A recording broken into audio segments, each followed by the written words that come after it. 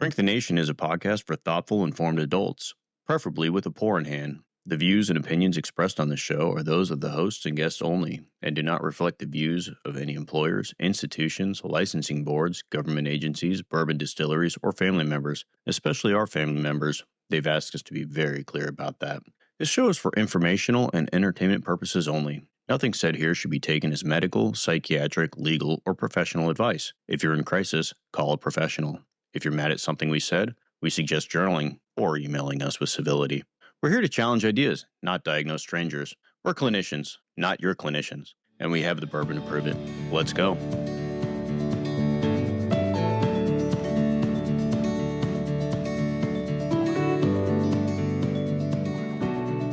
Propaganda isn't just posters from history class. It's the constant background noise that tells you who to fear, what to buy, and which side is obviously the real America. From Thomas Paine handing out viral pamphlets in 1776 to Uncle Sam pointing that finger, from daisy petals turning into mushroom clouds on TV to your social feed nudging outrage with every swipe, it's the same playbook dressed up in new clothes. What makes propaganda work is simple. It doesn't argue, it feels. It repeats until it sounds true, wraps itself in identity and duty, and makes you believe you came up with the idea on your own. That's why every generation thinks they're too smart to fall for it, while proving they're not. Welcome to Shrink the Nation, where tonight we're diagnosing 250 years of American persuasion, from pamphlets to push notifications and asking what it's done to our collective psyche. So pour a glass, settle in, and remember, if you think you can't be swayed by propaganda, congratulations. You already have. I'm David. Got my 20 plus years in the military. I'm drinking a Four Roses tonight. Got a pretty stellar crew I'm really excited to introduce. So let's start with Rob, passing on down. Hey, it's Rob. 25 years in psychiatry, 30 years in the military. I am drinking Dunkin' Donuts coffee this morning because it is my morning and it's your guys' evening. Trying to get Ben Affleck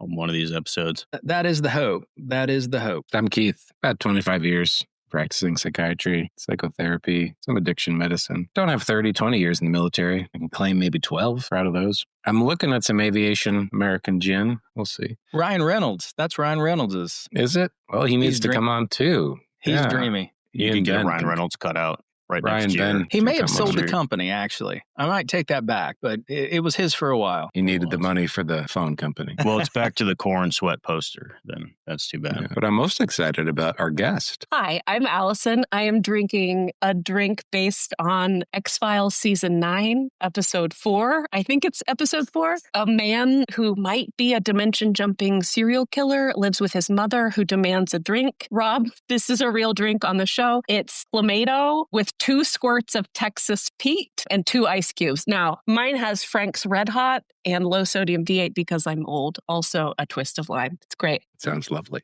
That's a lot to unpack. Yeah. I'd like to go to Allison's house and have her entertain. I thought it was a Bloody Mary. Yeah, it looked like a Bloody Mary. And you have it's a common mistake. Yeah. That's the wrong episode. That's episode 8, season 6. And there's celery in it too. When Scully had a hangover, it was that episode. Where she got the tattoo, the psychoactive tattoo? If you say so. Yes. Clearly, you've got more expertise here. Hey, super excited about the propaganda episode. I was thinking propaganda is a lot like bourbon. Stay with me. Everyone thinks they can handle it right up into that third heavy pour when they convince themselves that they're witty and clever enough to start a podcast people will actually want to listen to. Then they can't remember whose idea it was. So that's where we find ourselves right now at this moment. The propaganda is a persuasive communication that prioritizes emotion and identity over evidence, often using repetition, fear, and group belonging to steer behavior. I think propaganda is probably as old as human culture. There's a quote, big surprise, Drink. that propaganda is to democracy as violence is to dictatorships. And that was Noam Chomsky, one of my favorites from the 20th century. At any rate, I'm sure it goes back farther. Propaganda is some sort of agenda, some sort of view of the world or a view of a certain topic of the world from a small group asking a larger group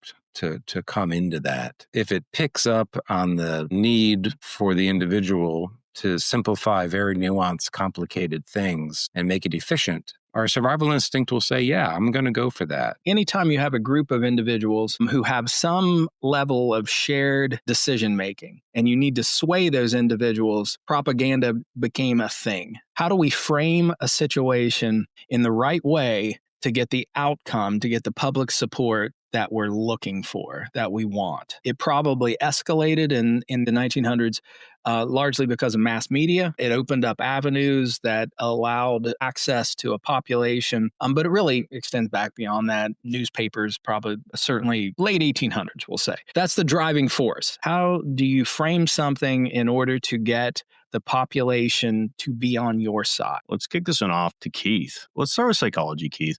Walk us through that mental shortcuts that make us vulnerable to propaganda.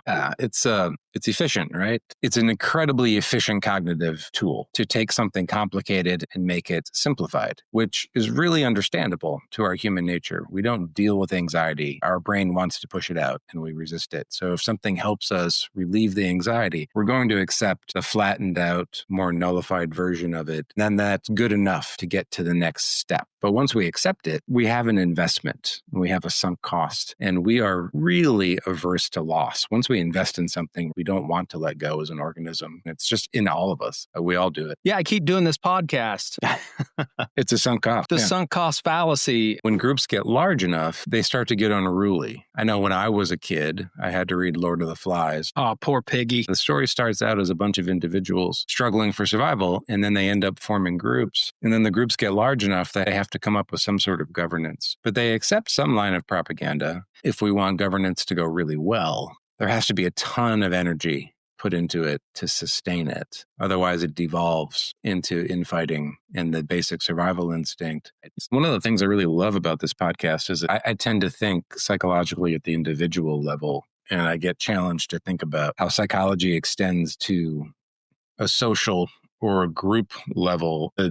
It's really fascinating to look at how those two lines connect and are often really similar. At the end of the day, we're all individuals wrapped in an isolated cocoon. We pair up, we join groups, societies, nations. We experience ourselves in our Western American European culture as individuals. It would be interesting to have this discussion with someone from a different culture where they're more group-based. In our culture, we do have a high value from birth as individuals. We're biologically engineered for survival. The human brain is shown to not be a fan. Our brain is exceptionally good at taking in an incredible amount of data and flattening it out into a unifying theme that is simplified and then very easy for the consciousness to understand and respond to. We can appreciate how that would really help our survival. Can't spend a lot of time negotiating over options and obsessing over the finer points of things when it comes to our basic need to survive. And although we're a pretty fancy organism now with a fancy society, our society is way ahead of where our evolutionary biology is engineered to help us. And I think that's part of the root of the tree, really, that we're talking about.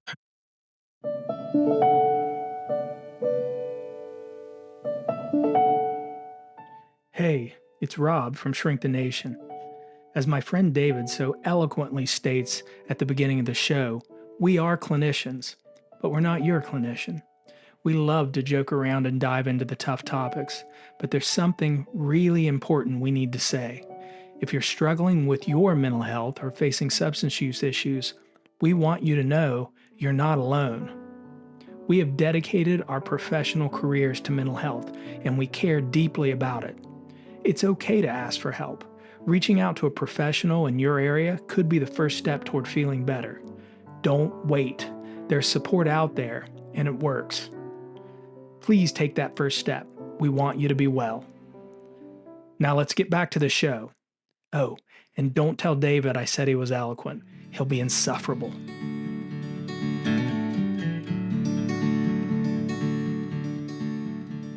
Three primary levers that get pulled usually when dealing with propaganda. You have the illusory truth effect, which is repetition, using repetition to get somebody to feel like something is true. Familiarity is not necessarily equal to accuracy. Fear and anger is used as accelerant. So moral shock stories, threat language can spike the sharing and compliance going with propaganda. And then identity and duty framing is another huge lever that gets pulled. All three of those are key aspects of propaganda that get utilized frequently. All right, folks, show's over. David just solved it for us. I didn't solve it for you. I gave you aspects of it. We're done. We're done here. Allison, what are your thoughts? One of the really interesting things is how we have this idea of propaganda and seeing if we take a look at our life around us to see how impactful it is. I know a lot of people who have lost their parents to propaganda, who cannot go against their identity that is then formed by that propaganda, and they're not willing to give it up. It's really difficult. So people lose contact with sometimes parents, sometimes estranged children. All of us have been in primary school and junior high. We understand the effect of peer pressure.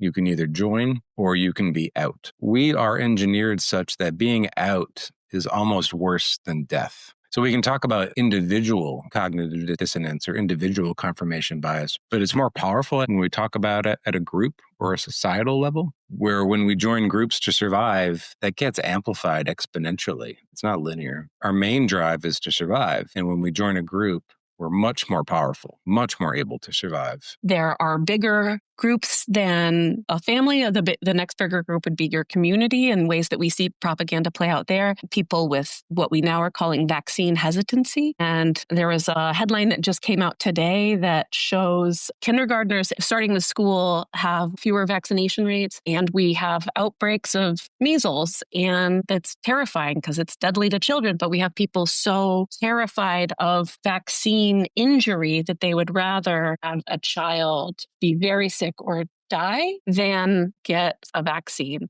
So we have so many ways that propaganda impacts our daily life. Using that, so which lever do you think is getting pulled specifically for that particular style of propaganda? For vaccines, I think it's absolutely identity. Once you get your core group of parenting friends who then have this idea that you can get autism debunked, vaccines don't cause autism. Let me take a step back, because I think this actually is making the point about propaganda. So propaganda gets you in your feels, as my kids would say. And anyone who's been a parent knows the anxiety of the vaccine experience. So the vaccine experience is you've got to take this baby who's now become your responsibility, and you love them with all your heart, and you want to protect them, and you would die for them, and you would kill for them. But then you have to take them into a clinic and have needles jabbed into their little legs and their little arms. And it is, from a personal experience, it is an incredibly anxiety-provoking experience, watching your child be exposed to discomfort. And what happens with propaganda in this is it ends up playing upon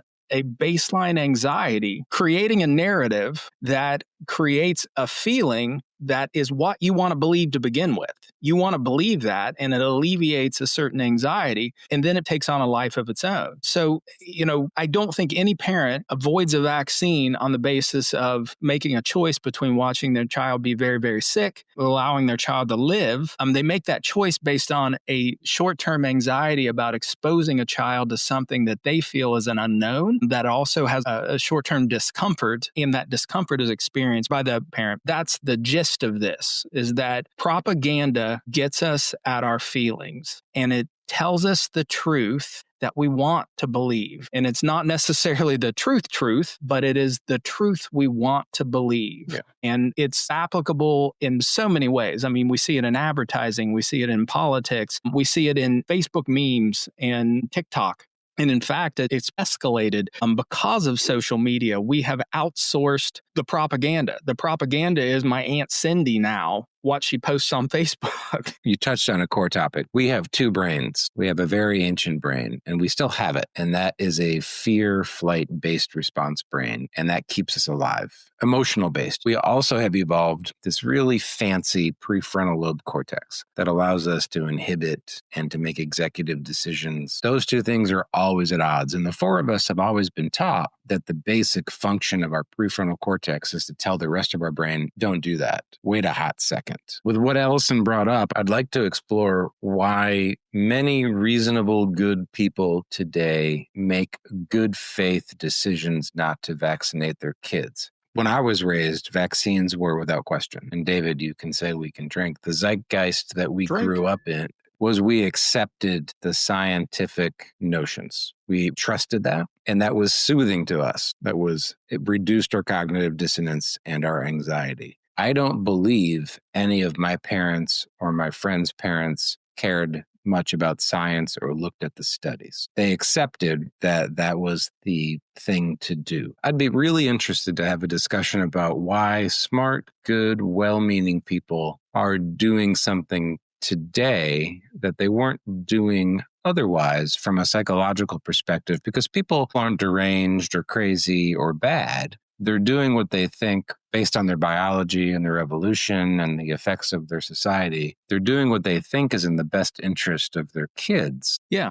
And I've actually got some thoughts on that. Surprise, Rob's got thoughts. It's lived history. When we were kids, our parents had experienced what polio, measles, mumps look like. They had experienced that. They saw their peers, family members get very, very sick and maybe even die or become paralyzed. They saw this and they felt it. And what you were smacking at, there's an author named Daniel Kahneman. And Daniel Kahneman talks about the fast emotional thinking and slow rational thinking. Yeah, I was trying to keep away from that book, but you brought it right in. Yeah. Well, you know me and books. Me and books have a special relationship that borders on pathologic. Yeah, it's a problem. But there's a near threat and a far threat. I think that's Yes. And when we were kids, our parents, and maybe more to the point, our parents who were largely guiding and providing input and setting the zeitgeist. Go ahead and drink. Doesn't count if you do it. Yeah, it doesn't.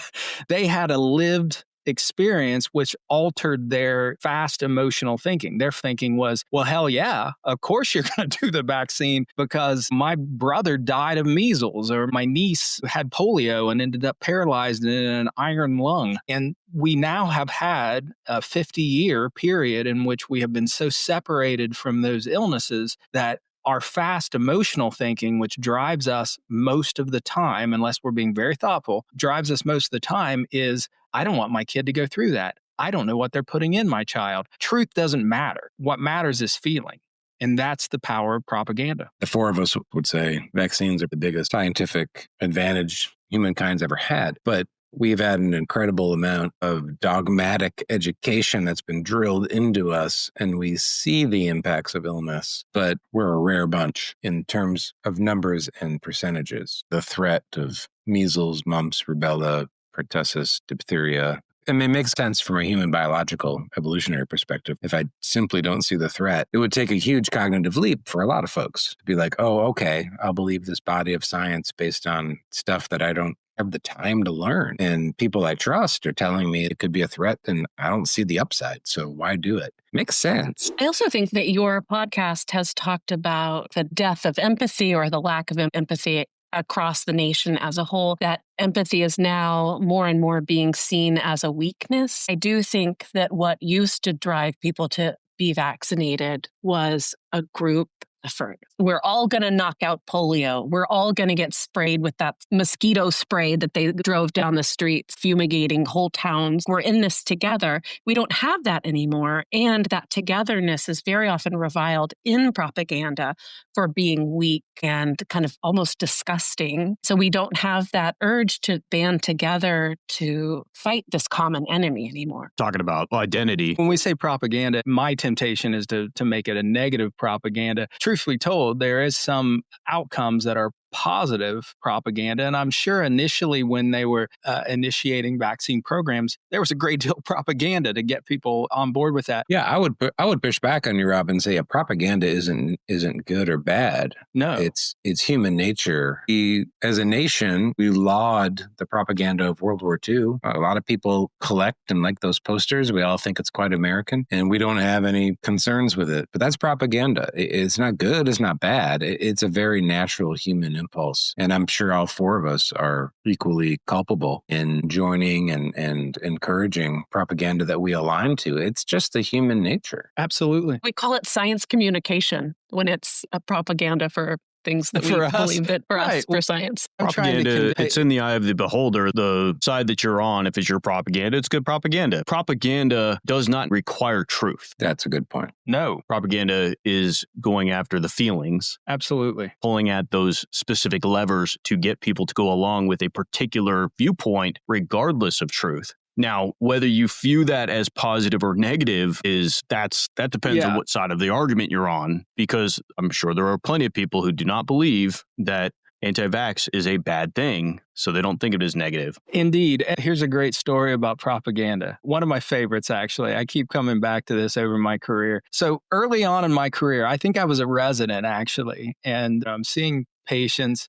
in an outpatient clinic, and a woman comes in and hands me a magazine. And this is in the days where magazines still existed. So this is paper magazine. And she said, "I want this." And it was this 2-page middle of the magazine ad of this beautiful athletic woman leaping through a wheat field with a beautiful sun behind her. She looked like the picture of health, the picture of vitality and femininity. And this woman who comes to me, hands it to me and says, "I want this." And it was a medicine ad. And my next question was, okay, do you have herpes? It was a Valtrex ad. She had no idea that it was of the medicine for herpes. She had no idea what that was. What she identified with, what the propaganda got at with her, was this image of vitality and health, etc. And it had slid into her feelings. Very similar to sliding into David's DMs. Please do that. Slide into David's DMs. He loves it. It makes him feel good. But doesn't matter what you say. Truth is irrelevant. It makes him feel good. But that's what she wanted. She wanted to feel those things, and that's what was most important. And it is one of the more relevant examples of propaganda that I can think of in my life. Yeah, and a good example of the importance of governance, that when I was youngest, there was a law that there would be no advertisements for pharmaceuticals in mass media. Not commercials, not magazines. And that's a choice. That's a group choice that individuals come together psychologically and make a choice to say no to that propaganda. They say, we don't want the influence of that propaganda. That's profit-based. We can make a choice to say no. We can then allow that to come in. In my lifetime, I've seen the change. All of us probably get medical journals in the mail, and half of it's full of ads. Has an effect, good, bad, and different, has an effect. And psychologically, I would argue, all those choices tend to be made in near term to reduce near-term anxiety. Humans prefer certainty over accuracy. Yes,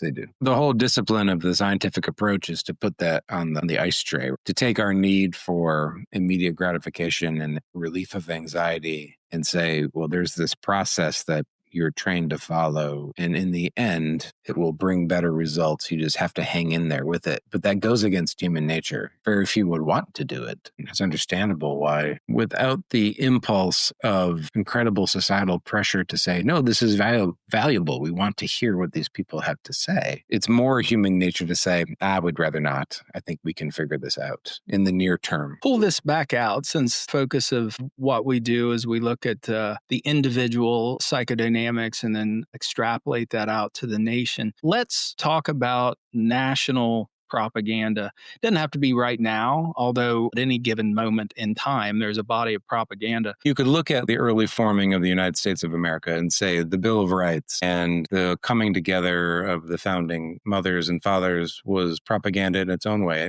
Propaganda could be neutral. At some point, it had to develop a governance if it was going to be effective and helpful to balance the aspects of human nature, of individual survival, and to push back on this sense of a zero-sum game, where if I lose, that means Rob or David wins, and vice versa. Where some folks were enlightened enough to say, no. We all can thrive together, but we need some level of governance to do that. One of the reasons I was interested in this topic was really the impact of social media on propaganda, that historically it required a budget. And in order to get to the masses, at least, it required a budget. It required a campaign, a think tank that developed these campaigns and then projected them out into the population via traditional media means. And now it's different. The printing press was a very important innovation. That was a huge deal. And eventually we got to the Bill of Rights. I think we could make a direct line to social media to that. You could argue that those that had the means of control of communication back then influenced the masses with pamphlets. Pamphlets sound,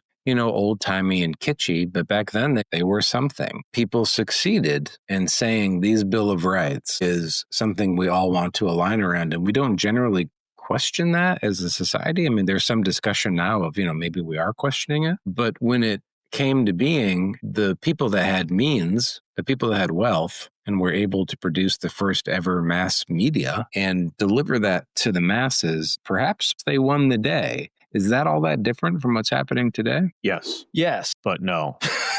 Yes and no. So it is different. There is a difference. The one difference is that when the printing press became to be, the ability to spread propaganda exponentially rose. Prior to that, in order to spread propaganda, it was usually person to person. If you go back to Octavian, eventually Augustus, and Mark Antony, there was quite a bit of propaganda that was put forth to try to take power from Mark Antony after Julius Caesar was assassinated. In order to spread that propaganda, they had to do by horseback.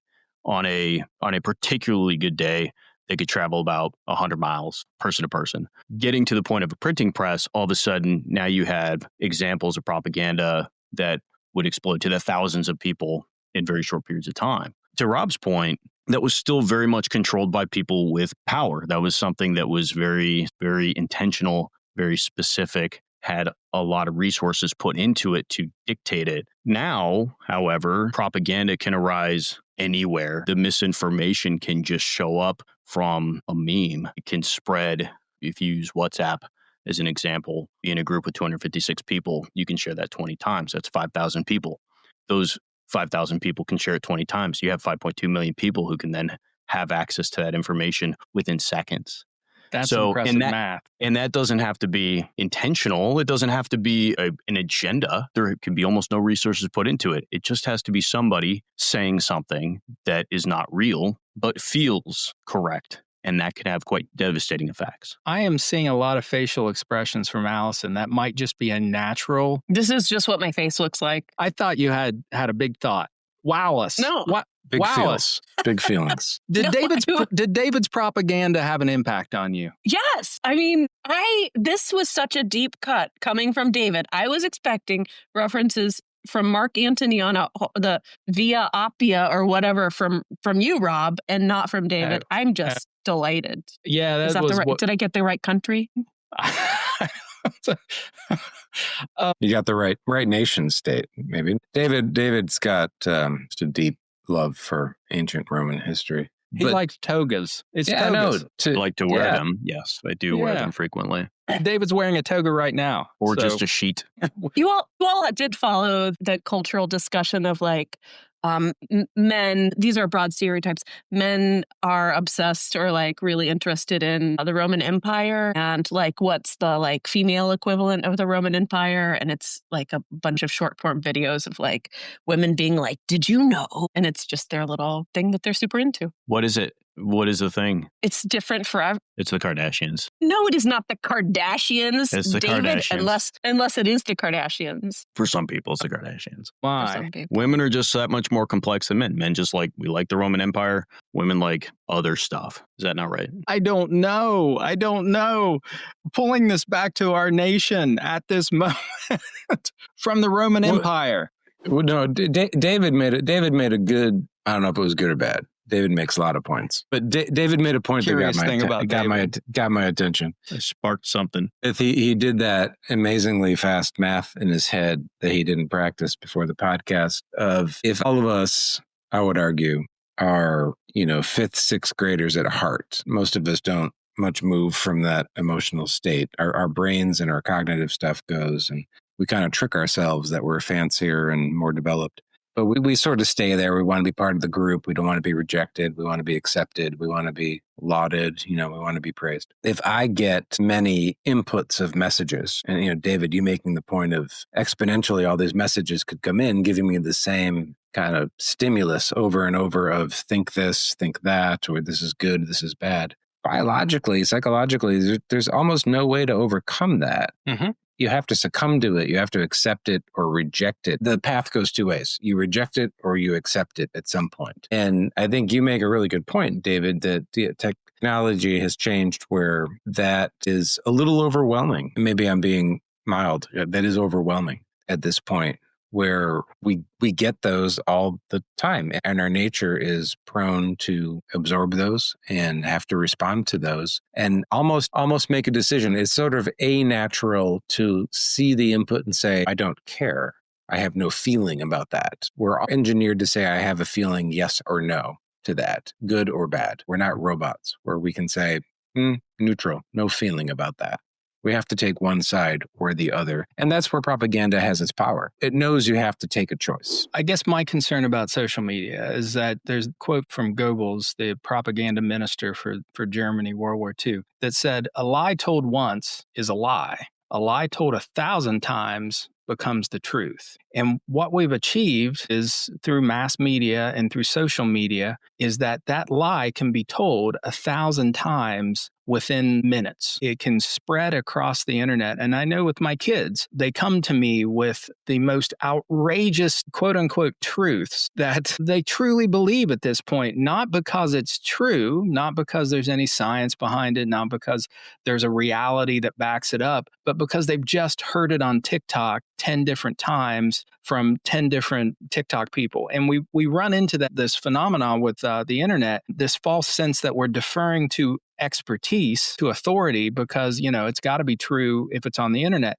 One of my favorite quotes, absolute favorite quotes, is that don't believe everything you see on the internet. Abraham Lincoln said that. Between that deference to authority, it is on some platform in which I am observing that this people must have some knowledge that I don't have. Plus, repetition ends up making a falsehood a truth, particularly if it plays into something that the kids believe in. So a good example of this is that my kids will come to me and say, I think I have this kind of ADHD. Now, it's a ridiculous kind that doesn't actually exist, but like one of them came to me and was like, I don't like to work out.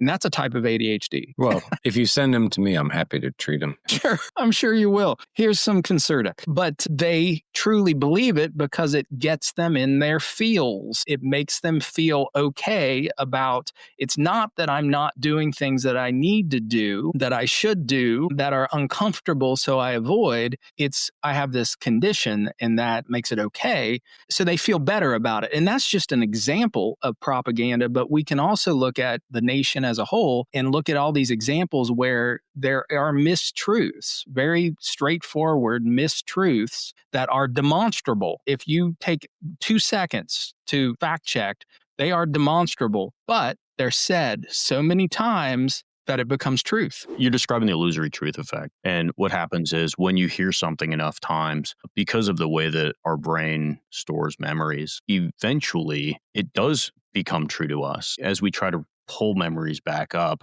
the information that we hear, even if we know it not to be true, it's still planted there. And so as we go back and try to retrieve that information, if we've heard it and we've heard it over and over and over again, it does become true to us. That's just one of the key levers of propaganda, is to say it over and over again, make it true by saying it. That when you are working with somebody who's coming to terms with finding out the thing they thought was true is not true, it's heartbreaking. On a clinical level, sometimes that somebody did not get a diagnosis, and there are so many identity pieces connected with that. And then when they get the official report that no, the heartbreak is like, that was part of my identity, and now I don't have that. What does that mean? Who am I now? And you can see them grapple with that. And I think that is on a bigger scale too. You can see somebody when they learn something isn't quite true, they had it wrong, that you can see them hold it in their mind sometimes just for a little bit, and then they let it go and they revert back to their previous mistaken or misinformed idea. It's so difficult to hold on to that painful truth that then sometimes it just slips away and you can't do it. And that plays in exactly what Keith was saying earlier, that sunk cost fallacy. Once you've invested, once that you have acquired something that has organized the chaos of your life and explained it in a way that you feel good about, or at least you are more comfortable with, that you will reject reality for an indefinite amount of time. And then there's also that element that when you buy into the propaganda, you become part of the group and you don't want to leave the group. And maybe you've sent out the propaganda. Changing your mind means contradicting yourself. There's hesitance to that. One of the things I love about propaganda in general, advertising. Hey, as a quick quiz to you guys, who is the father of modern advertising? Don Draper. Don Draper. Is it? No. I watched It is the whole not. documentary It's about not that John guy. Hamm. No, it is not. And it is very much tied to our line of work, by the way. So it's not Thomas Paine? It is not. This is modern advertising for products. He advertised everything from bacon to dynamite. And his name was Edward Bernays, and he is Freud's nephew. Freud's nephew is considered the father of modern advertising. Let's talk about World War II propaganda poster. When we look at those, so we talked Keith was about, totally untouched by that, by the way. Everybody, go ahead. it's good trivia, and I'm sure there was a father before that father and a mother before that mother. When we talk about personal psychology and propaganda, let's all think about what colors do we use, right? If you want to think about psychology in a cognitive psychology perspective, more from a pure psychological background, right? We look at how the brain reacts. What colors do we respond to? What colors of the posters of propaganda? Think about World War II. Red, white, and blue, brother. When you want to put forward a message, we tend to use primary colors, big, bold, big font, big words, very simple words. Simple in the sense of one word says a lot. And you see that through, you can go to any culture and you would see the very same thing. You would see primary cultures, big, bold splashes, big images, large words that capture huge nuances in one simple concept, and people want to rally around it. So if you look at World War II, I wasn't alive then, of course. I mean, you were. Robbie was. I was in like short pants. 70 or something. I was in short pants. That was an existential time, right? And the messages were very basic and simple. And so I want to push back a bit and say, there is some survival instinct and adaptive understandability to propaganda. I'm not saying it's bad. I don't think it's bad. It helps us survive. And in times of crisis, we rally around it and nobody really questions it. But there's a huge risk there. It serves a purpose at a time. And if you're living in a very basic hand-to-mouth society, maybe it always works and it's adaptive. But in the very complicated global network of society that we live in, it is not as adaptive. And I think it is more divisive and dividing than it is unifying. And if we want to do well as a group, and we're globally grouped, like it or not, we are, it is not as adaptive to navigate and to adhere to and be drawn to more simplified versions of propaganda-like messages, no matter where they come from, no matter what position or view they come from. The nuance of the world is overwhelming. And I would think, I'm thinking of James Carville, the Democratic strategist. I think he would own propaganda. He would say, yeah, this is propaganda. Now, he would argue that his propaganda is for the greater good. In order to be in power, you have to have the propaganda that gets you in power, and then you do good things with it. The good-bad valence is going to be something that we judge in the rear view by history, that this result in something good. So like German propaganda, World War II was very, very effective for the German people. So James Carville, sure, take that point, but he also makes the assumption that there is a good governance in place to keep it safe. He does. Right? To keep guardrails on that. He does. Or he would say, he would say, fuck you, because that's how he talks. Yeah. He would say, fuck you. No, if there's not good guardrails in place, we use it to fight back. Propaganda can be helpful if all society is aligned around a common goal. Absolutely. I concur with that entirely. Yeah. But we would be very sad if we didn't talk about the most interesting propaganda, which is conspiracy theories. We got to talk about conspiracy theories, and yes, we have to a little bit. Rob was Allison, going which down the path. conspiracy theory are you currently buying into? Okay. I'm so excited about the Denver International Airport lizards living under. Did you know that the Denver International Airport is one of the largest by square mile footage, whatever, and is this huge complex, and there are lizard people that live in the bottom of it. And when they were doing renovations a few years ago, they had posters up with lizards in it saying they have to make room for the lizard people. Forward a link to the Denver International Airport for a time did have reference to the lizards on their official website. It's right. true. Well, having flown into Denver multiple times, I've shared an aisle with someone who looked very much like a lizard. So yeah, I'm behind that 100%. 100%. I have a patio in my backyard. Many lizards live under that. So I'm on board. Yeah, sounds legit. It sounds legit.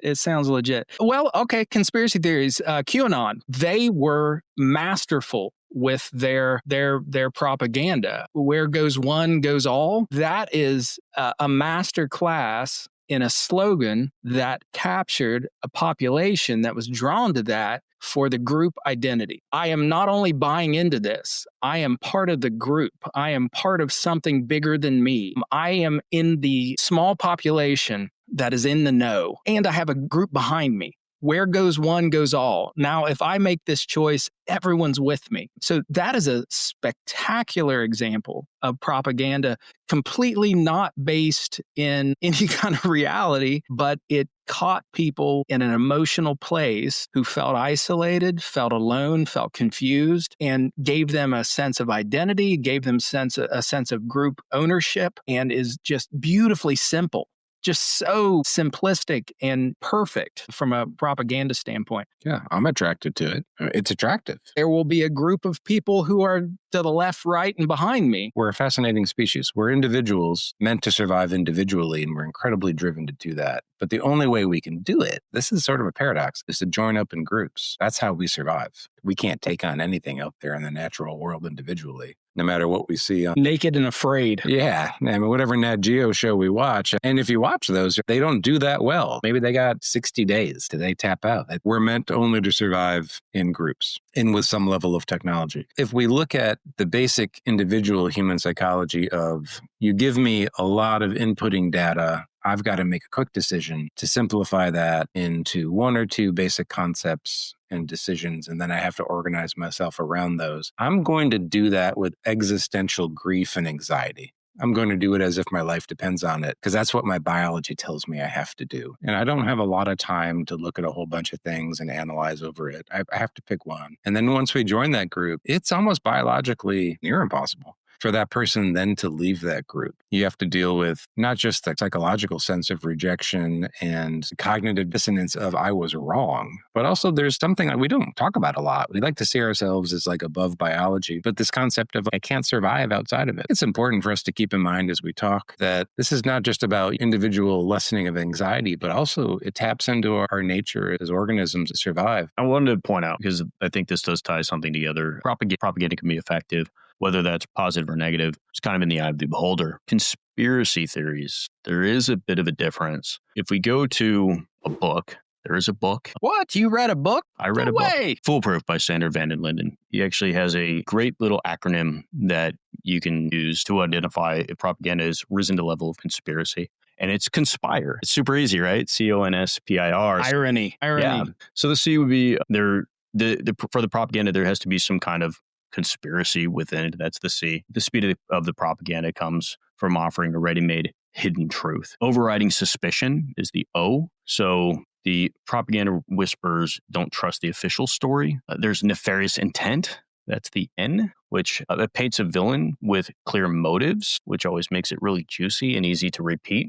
The S is that something must be wrong. So a half-baked lie feels emotionally satisfying. A complicated truth feels like homework. So guess which one's going to go viral? A persecuted victim is the P. And so lies will usually position you as the underdog against a big machine. And that's playing into the identity role. The I is immune to evidence. So generally, once people share the viral falsehood, they really dig in, even if they start to hear the truth. And interestingly, they often will believe conspiracies that are contradictory to their own conspiracies. An example would be that the COVID virus came out of a lab in China with the goal of killing everyone, but also that everyone already had it and it was being activated by masks.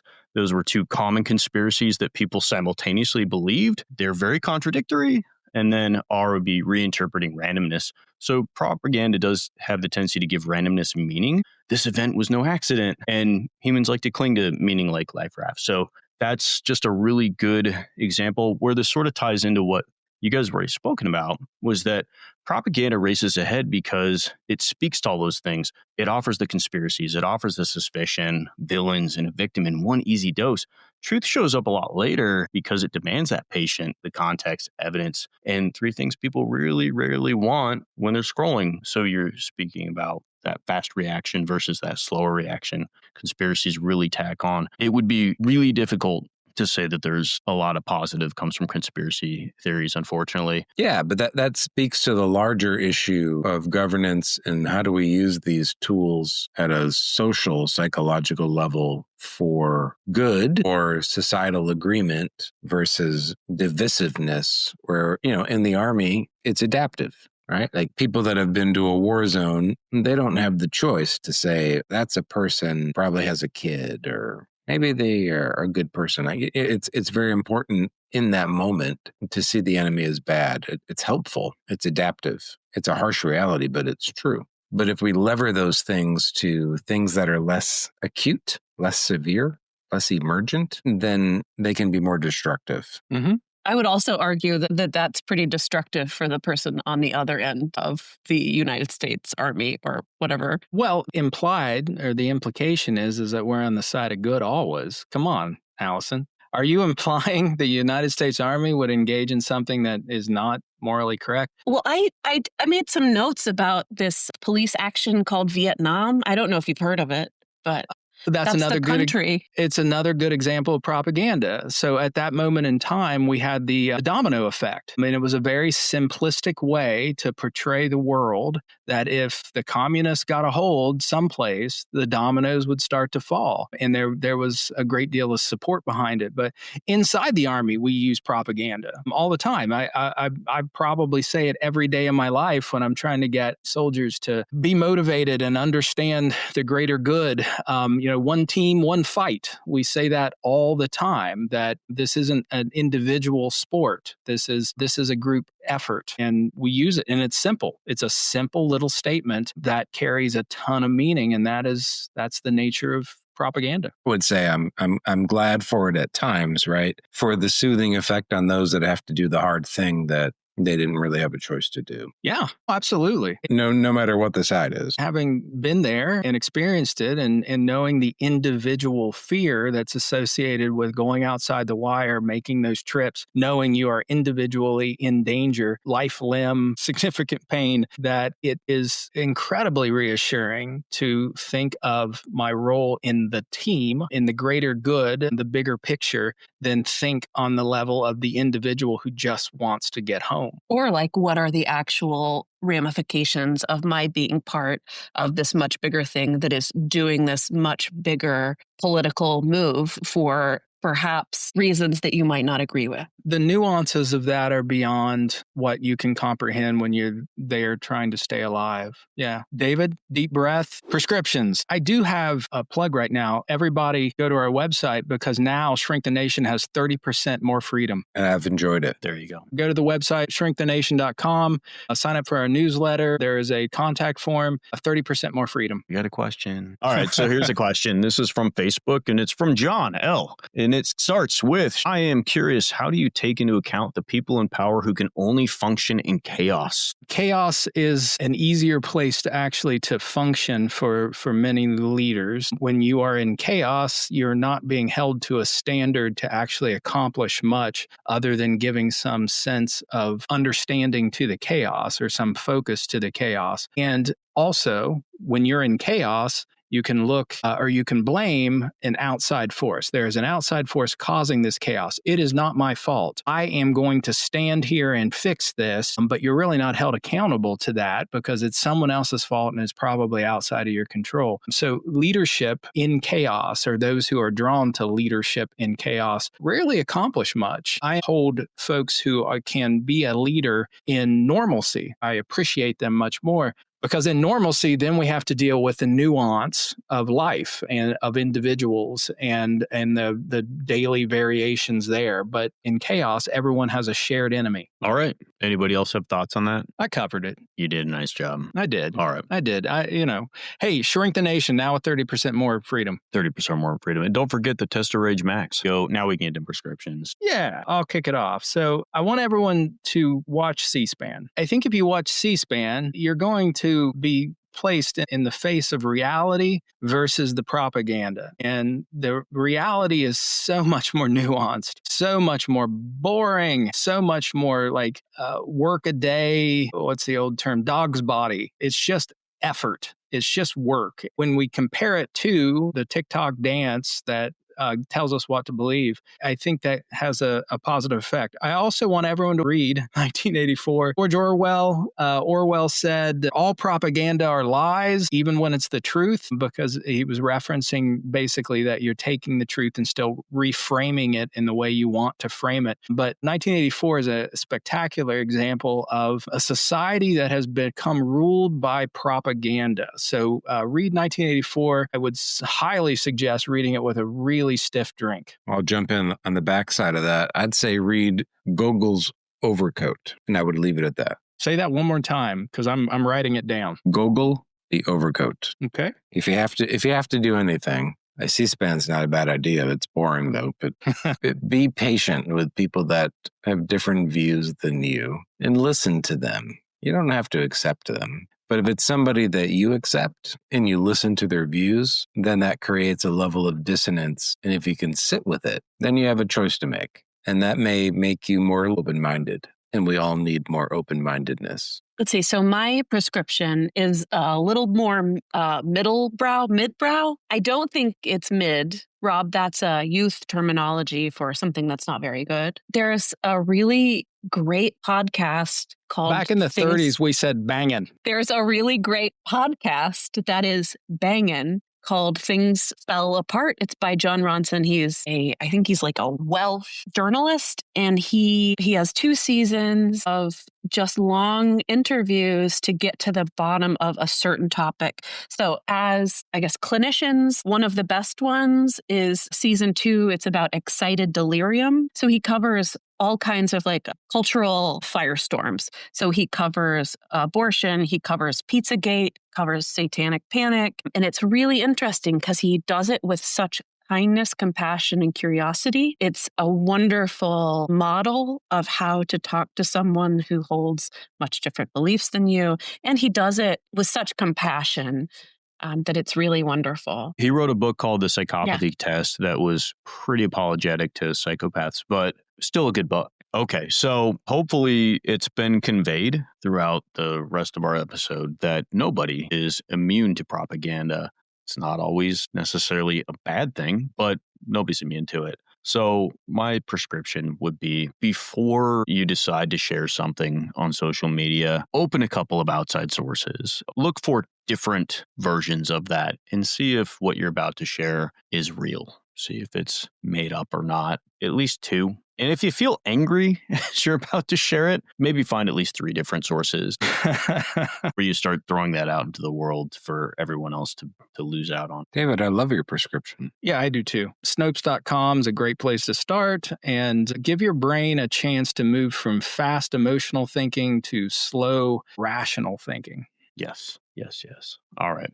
Well, I think that brings us to the end. Thank you to everyone who stuck around to listen. Thank you to our guest, Tens of listeners. Allison. Thank you so much for showing up. We really appreciate it. We love the contribution. Hopefully we'll get you back. Wait, when do I get to read my list of complaints? That's a different episode. She's ready to share. Not yet. No, I will cut you off. Our email is socials@shrinkthenation.com, or slide into our DMs. Please smash that subscribe. We are on all the socials. Follow us, like us, do whatever the different social media platform wants from you, and we'll ask us questions, and we will take care of that. All right. Well, that was it. We're going to close it out. Music. Play the music. Cue it up. Thanks, everybody. And until next time. I love Bye. that music.